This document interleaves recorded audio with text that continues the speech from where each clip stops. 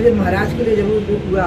तिवारी जी को महाराज कहती हूँ, राजेंद्र तिवारी जी को। वो वास्तव में मेरे कहने पर कांग्रेस छोड़ के आए थे। और जो दूसरे वाले सज्जन हैं उनका तो स्वभाव ही है, पिछले समय टिकट नहीं मिला था तब भी उन्हें गाली गलौज बहुत की थी। नमस्कार दोस्तों, आप लोग देख रहे हैं BCN हिंदी। मैं अनुराग दीक्षित।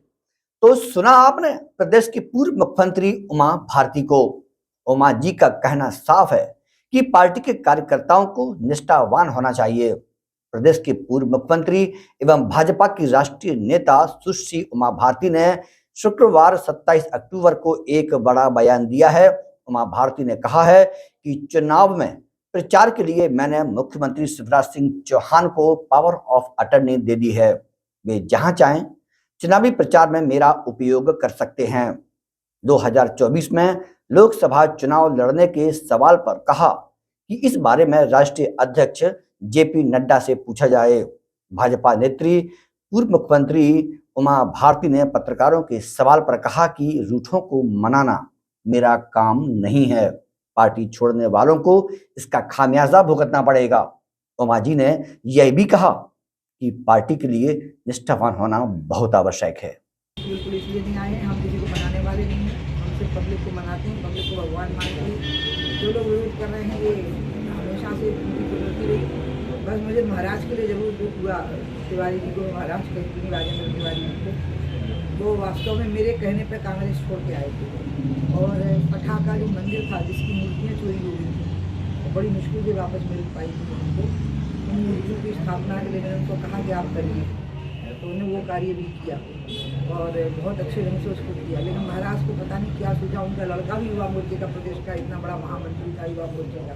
तो अचानक महाराज को कुछ सूझा और वो कांग्रेस के जो वर्तमान प्रत्याशी उनके घर पे ही जाके बैठ गए। अभी जो पिछला चुनाव हुआ है स्थानीय निकायों का, और आप लोगों ने उसको दिखा दिया।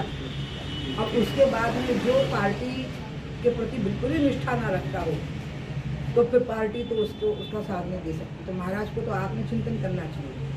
नहीं तो निश्चित रूप से अगर महाराज के टिकट की बात होती तो मैं अपनी तरफ से पूरा समर्थन। महाराज का कहना है सर्वे, लेकिन निष्ठा में भी पहला स्थान होना चाहिए पार्टी के प्रति निष्ठा में। और जो दूसरे वाले सज्जन हैं उनका तो स्वभाव ही है, पिछले समय टिकट नहीं मिला था तब भी उन्हें गाली गलौज बहुत की थी, भाजपा के नेताओं पे आरोप लगा दी थी। और ये वो लोग हैं, खास करके दूसरे वाले सज्जन, जो पुराने कार्यकर्ता हैं और दूसरों को उपदेश देते रहे पार्टी के प्रति निष्ठावान रहने का।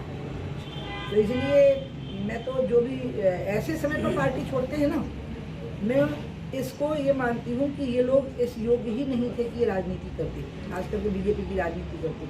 आप पहले छोड़िए ना, विचारधारा की किसी टकराव पे छोड़िए, किसी न्याय नीति या किसी सिद्धांत के लिए छोड़िए। आपको अपनी पसंद की जगह नहीं मिली और इसलिए आपने छोड़ दिया, वो तो पार्टी हो सकता है। मैंने कभी नहीं छोड़ा, मुझे तो निकाला गया था पार्टी से, मैं तो मना कर रही थी।